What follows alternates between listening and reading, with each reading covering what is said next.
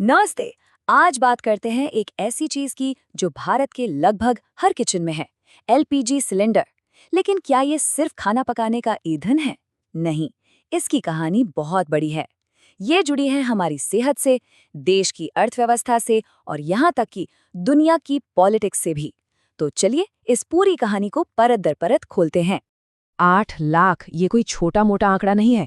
ये वो संख्या है जितने लोग भारत में हर साल सिर्फ इसलिए अपनी जान गंवा देते हैं क्योंकि उनके घरों में खाना पकाने के लिए लकड़ी या उपले जैसे पारंपरिक ईंधन का इस्तेमाल होता है। सोचिए, घर के अंदर का धुआं एक राष्ट्रीय स्वास्थ्य संकट बन चुका है और इसका सबसे बुरा असर पड़ता है महिलाओं और बच्चों पर। और यहीं से हमें एक तस्वीर दिखती है, एक देश में दो अलग अलग भारत की। एक तरफ शहर, दूसरी तरफ गांव। ये कहानी है दो तरह की रसोइयों की। और इसी बड़े अंतर को पाटने के लिए सरकार को एक बहुत बड़ा कदम उठाना पड़ा। अब देखिए, अगर हम शहरों की बात करें तो वहाँ कहानी बिल्कुल अलग थी। 2012 के आंकड़े बताते हैं कि लगभग 68% शहरी घरों में एलपीजी पर ही खाना पक रहा था। मतलब उनके लिए ये एक सामान्य बात थी, रोजमर्रा की जिंदगी का हिस्सा। लेकिन जैसे ही हम गांव की तरफ जाते हैं, तस्वीर 180 डिग्री घूम जाती है। उसी साल यानी 2012 में 67% ग्रामीण परिवार लकड़ी और उपलों पर निर्भर थे। एलपीजी, वो तो सिर्फ 15% घरों तक ही पहुंचा था। कितना बड़ा फासला है ना। तो इसी खाई को पाटने के लिए, इसी असमानता को मिटाने के लिए सरकार ने एक बहुत बड़ा, एक महत्वाकांक्षी मिशन शुरू किया। लक्ष्य सीधा और साफ था, करोड़ों लोगों तक साफ सुथरा ईंधन पहुंचाना है।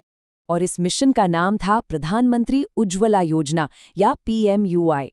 इसके तहत 10 करोड़ 30 लाख, सोचिए, 103 मिलियन से ज्यादा गरीब परिवारों को सब्सिडी पर एलपीजी कनेक्शन दिए गए। ये दुनिया के सबसे बड़े सोशल वेलफेयर प्रोग्राम्स में से एक था, जिसका एक ही मकसद था, भारत के किचन की तस्वीर हमेशा के लिए बदल देना। लेकिन इतना बड़ा प्रोग्राम, जाहिर है, इसने एक बड़ी बहस को भी जन्म दिया। सवाल उठने लगे कि इन सब्सिडीज का बोझ कौन उठा रहा है और क्या ये वाकई काम कर रही हैं? मतलब इस तरक्की की कीमत क्या है? 2016 की एक स्टडी ने इसी चिंता को सामने रखा। उनका कहना था कि ये जो एलपीजी पर सब्सिडी दी जा रही है, हो सकता है कि वो भारतीय अर्थव्यवस्था पर उल्टा असर डाल रही हो। और बस यहीं से पूरी डिबेट शुरू हो गई। तो सबसे पहला और सबसे बुनियादी सवाल ये उठा कि क्या एलपीजी की कीमत कम या ज्यादा होने से लोग उसका इस्तेमाल भी कम या ज्यादा करते हैं? ये सब्सिडी का पूरा आधार ही तो इसी सोच पर टिका था। और जवाब बड़ा हैरान करने वाला था। स्टडी में पाया गया कि नहीं, एलपीजी की कीमत उसकी खपत तय करने वाला कोई बड़ा फैक्टर है ही नहीं। लोग कितना सिलेंडर इस्तेमाल करेंगे ये उनकी आमदनी जैसे दूसरे कारणों पर ज्यादा निर्भर करता है, कीमत पर उतना नहीं। अच्छा, तो अगर कीमत का ज्यादा असर नहीं पड़ता, तो फिर अगला सवाल ये था कि क्या सब्सिडी हटाने से देश की अर्थव्यवस्था को कोई बड़ा झटका लगेगा? इस पर स्टडी का निष्कर्ष साफ था। उन्होंने कहा कि एलपीजी सब्सिडी हटाने से भारत की इकोनॉमिक ग्रोथ पर कोई खास नकारात्मक असर नहीं पड़ेगा। इसका सीधा मतलब ये था कि सरकार अर्थव्यवस्था को नुकसान पहुंचाए बिना ये भारी भरकम खर्च बचा सकती थी। तो इकोनॉमिक्स की बातें तो हो गईं, लेकिन असली चुनौती तो जमीन पर थी। पॉलिसी बना देना एक बात है, और उस गैस सिलेंडर को दूर दराज के गांव में किसी के घर तक पहुंचाना बिल्कुल दूसरी।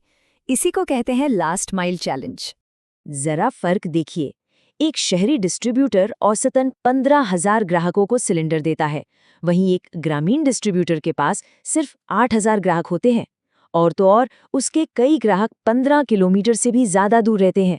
सोचिए कितनी अलग है दोनों की दुनिया। और इस फर्क का सीधा असर पड़ता है होम डिलीवरी पर।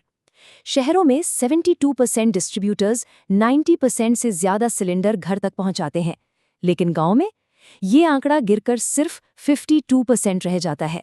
मतलब बहुत से लोगों को सिलेंडर लेने खुद जाना पड़ता है, जो कि एक बड़ी रुकावट है। अब सवाल उठता है कि ऐसा क्यों है?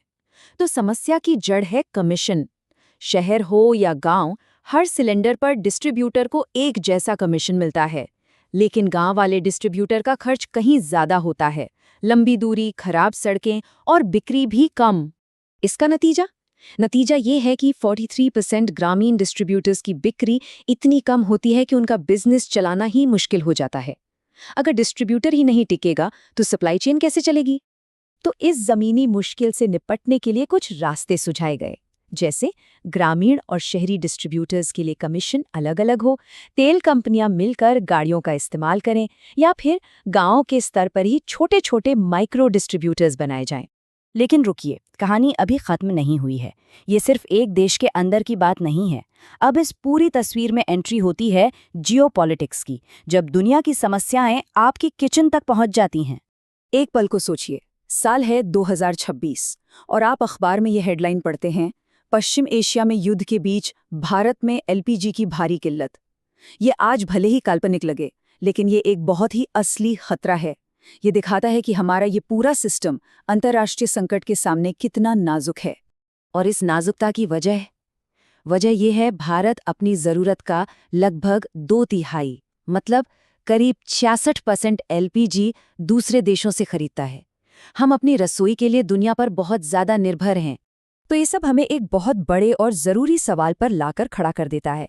आज जब करोड़ों घर एलपीजी पर निर्भर हो चुके हैं, तो भारत का ये स्वच्छ ऊर्जा का सपना, ये भविष्य असल में कितना सुरक्षित है? कहानी एक छोटे से किचन स्टोव से शुरू हुई थी, लेकिन अब ये एक जटिल वैश्विक चुनौती बन चुकी है, और इसका जवाब आने वाले वक्त में देश के लिए सबसे अहम होगा।